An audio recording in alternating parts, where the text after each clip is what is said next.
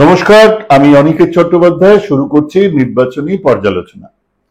আমাদের বাংলা আর ত্রিপুরা বাদ দিলে সারা দেশের যে 102খানা আসনে ভোট শেষ হয়ে গেল গতকাল, তাতে ভোট আগের সাধারণ নির্বাচনের তুলনাতে কম পড়েছে।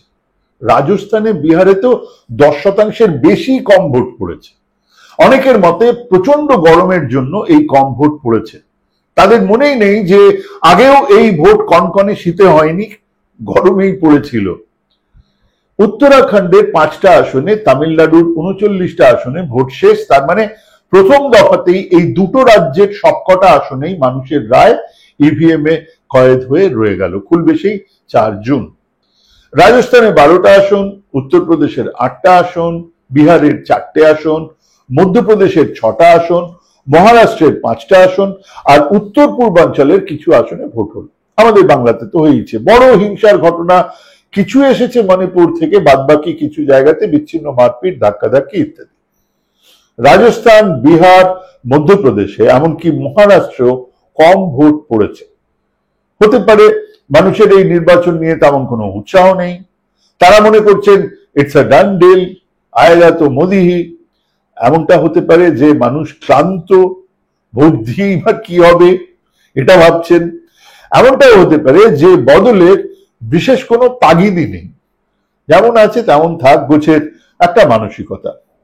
আবার এমনও তো হতেই পারে যে জঙ্গি জাতীয়তাবাদী স্লোগানে মজে লড়কে লেঙ্গে পাকিস্তান বলে পুলওয়ামার বদলা নিতে 2019-এ ঘর থেকে বেরিয়েছিলেন, দলে দলে গিয়ে বুথের সামনে দাঁড়িয়েছিলেন। এবার তেমন কোন স্লোগান না থাকাতে তাগিদ বোধ করেননি হিন্দি হার্টল্যান্ডের মানুষজন। কোনটা হয়েছে তা তো বোঝা যাবে ইভিএম এর বন্দি ফলাফল বাইরে আসার পরে। কিন্তু গোটা দেশে যেমনটা মনে করা হচ্ছিল, এমনকি রাজস্থান, মধ্যপ্রদেশ, উত্তরপ্রদেশ, সেখানেও ভোট একতরফা হয়নি, লড়াই হয়েছে। প্রথমেই একটা কথা জেনে রাখা দরকার যে এই প্রথম দফার আসনগুলোর আগের হিসেব দেখলে কিন্তু বিজেপি বা এনডিএ আর কংগ্রেস আর ইন্ডিয়া জোটের আসন একেবারেই সমান সমান, 49-49, আর বাকি 4টে অন্যান্যদের। তার কারণ হলো তামিলনাড়ু। সেখানে গতবার ডিএমকে, কংগ্রেস, বাম জোট পেয়েছিল 38টা আসন, এডিএমকে 1টা আসন, বিজেপি 0। এবারে কি হবে? বিজেপি 5-6টা পেয়ে যাবে। অনেক সমীক্ষায় সেরকম বলা হয়েছে, কিন্তু অসম্ভব। বিজেপি এই রাজ্যে তাদের ভোট বাড়াবে, বিরাট ভাবে বাড়াবে। যেখানে তারা কিছুই ছিল না, সেখানে তারা এককভাবে লড়াই করে আগের বারে 3.66% ভোট পেয়েছিল। 2019-এ সেটা কম করে হলেও 11, 12, 13% হয়ে যাবে। আসন একটা হলেও হতে পারে, কিন্তু না হলেও বিজেপি এই রাজ্যের রাজনীতিতে একক শক্তি হিসেবে, তৃতীয় শক্তি হিসেবে জায়গা করে নিচ্ছে। তাদের লক্ষ্য 2029, ঠিক যেমন ভাবে তারা পশ্চিমবঙ্গে, কেরালাতে ভোট বাড়িয়েছে, এবারে সম্ভবত কেরালাতে একটা আসনও পেতে চলেছে। আচ্ছা, কেরালার কথা আরেকদিন হবে। তামিলনাড়ুতে দ্রাবিড় রাজনীতির মুখোমুখি দাঁড়িয়ে তাদের হিন্দি ভাষার বিরোধিতা, ফেডারেলিজমের কড়া ধারণা বা সনাতন ধর্মের বিরোধিতার প্রেক্ষাপটের বিরুদ্ধে বিজেপি জায়গা করে নিচ্ছে। দক্ষিণের রাজনীতিতে আগামী দিনে এটা একটা বড় ব্যাপার হয়ে উঠবে, যেটাকে সাউথ পুশ বলে। অর্থাৎ বিজেপি দক্ষিণের দরজা দিয়ে ঢুকতে পারছে না। সেই দরজাটা সম্ভবত অনেকটা খুলে যাবে এই সাধারণ নির্বাচনের পরে। উত্তরাখণ্ডের 5টা আসনেই বিজেপির বিরাট হাওয়া। অগ্নিবীর ইত্যাদি কাজ করবে ভাবা হয়েছিল। একমাত্র সমতলের হরিদ্বার ছাড়া কোনো আসনে কোনো লড়াই নেই। হরিদ্বারে কংগ্রেসের প্রাক্তন মুখ্যমন্ত্রী হরিশ রাওয়াত লড়ছেন, ওখানে খানিকটা লড়াই হবে, তবুও সেখানেও অ্যাডভান্টেজ বিজেপি। উত্তরপ্রদেশে 8টা আসনে ভোট হয়েছে।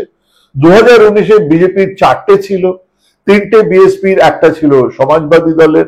আসলে 2টো ছিল, কিন্তু রামপুরের আজম খানের আসন খারিজ হয়ে গেল। সেখানে বাই ইলেকশন হলো এবং সেই আসন বিজেপি জিতে নিয়েছিল।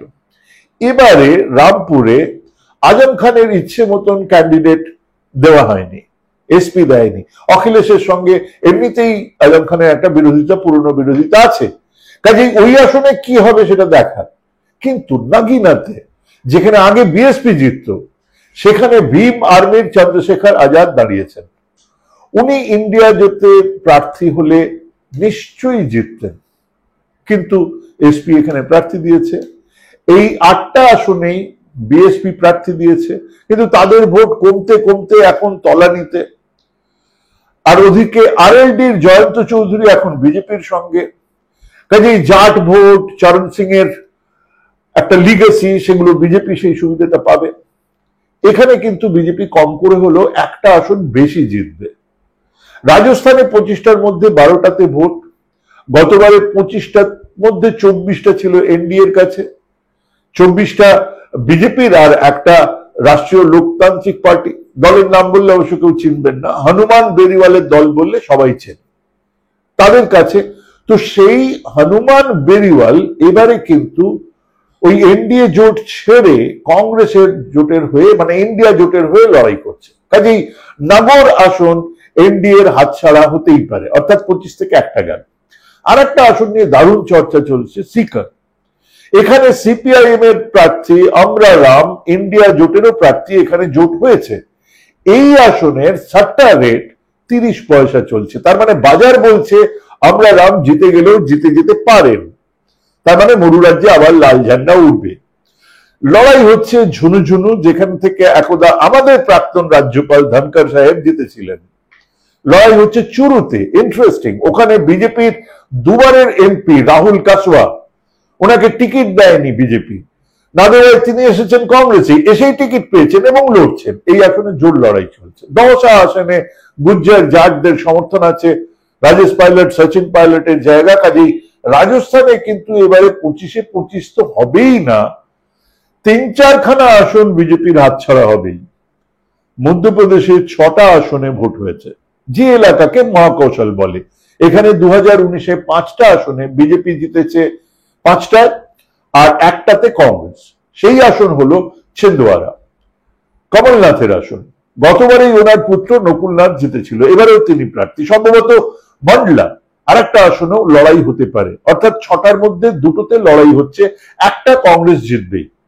মহারাষ্ট্রে 5টা আসনে লড়াই। 2019-এ বিজেপির 3টে ছিল, শিবসেনার একটা, আর একটা ছিল এনসিপির কাছে। বিজেপির আসন তো বিজেপি পাবে, কিন্তু শিবসেনা বা এনসিপির আসন কোন গোষ্ঠী রাখবে তা নিয়ে চুলচেরা বিশ্লেষণ চলছে। আমাদের কাছে যা খবর, তাতে শিবসেনার আসন উদ্ধব ঠাকরে ধরে রাখছে, আর এনসিপির আসন কিন্তু চলে যাচ্ছে অজিত পাওয়ারের কাছে। তবে এই রাজ্যের মজাদার লড়াই এখনো বাকি আছে। বহু আসনেই শিবসেনা, উদ্ধব বা এনসিপি, শরদ পাওয়ার এগিয়ে আছেন।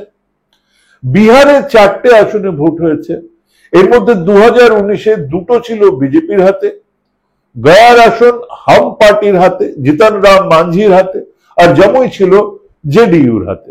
জিতন রাম মাঞ্ঝি জিতে যাবেন, কিন্তু জমুই আসনে জোর টক্কর দিচ্ছে আরজেডি প্রার্থী। এই আসন আরজেডি জিতে গেলেও জিতে পারে, তার মানে 4-0 জায়গায় এবারে 3-1 হতেই পারে।